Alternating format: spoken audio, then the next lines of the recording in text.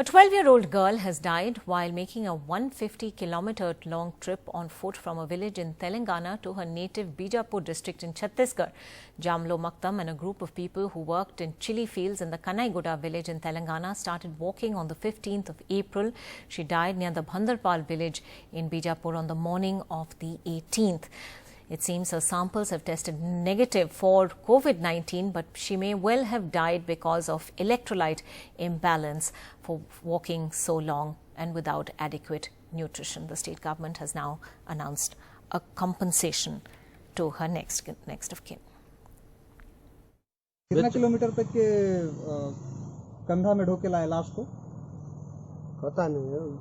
कितना मतलब लाश को कंधे में ढोके लाए ना? कहाँ से कहाँ तक ढोके लाए कुछ पता है? वो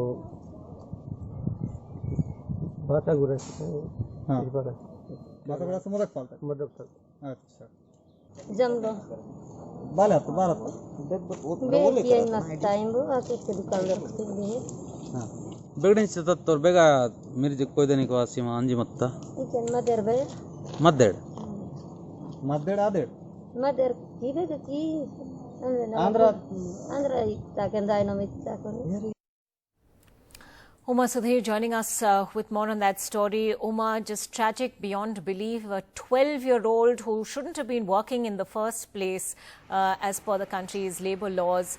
But the fact that she had to make this long journey home, desperate to get home, and then dying not of COVID-19, but just of perhaps malnutrition and too much exertion.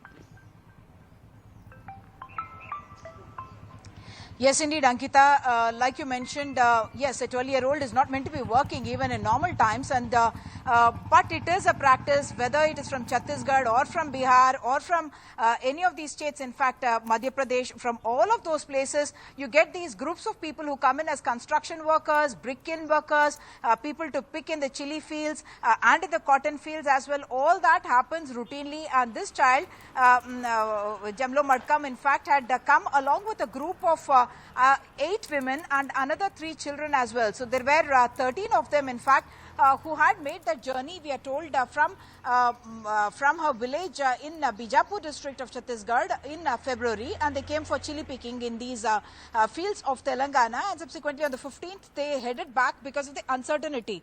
Telangana officially, of course, has announced that every migrant will get 500 rupees in cash, and also that they will get 12 kg of ration for each person. That's almost as much, that is as much as any person here in Telangana gets as part of the white ration cards. But the problem would also be, Ankita, in such cases, that how are you going to have accountability in such cases about who gets and who doesn't, and how can a 12-year-old child be considered as a migrant labourer who will get the same kind of a benefit?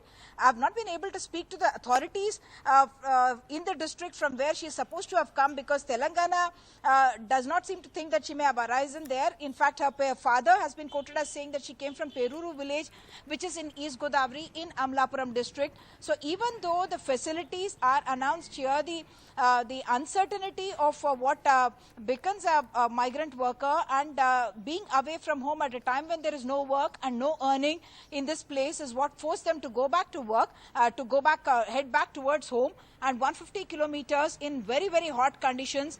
The girl, according to the Chief Medical Officer of Chhattisgarh, has died of electrolyte imbalance, and there is no COVID positivity that we are hearing about. But yes, the group that came along with her, the 8 others and 3 children, we are told, they are going to be put under quarantine there, because Chhattisgarh so far has reported only about 36 cases, whereas Telangana has reported 872, and they do not want the virus to be spreading. Right. So while the irony of it is that for her dead body, there was a vehicle that came and took her body back home from where she collapsed, and the compensation has now been paid. But when she was alive, she couldn't help. She couldn't get, in fact, a similar help.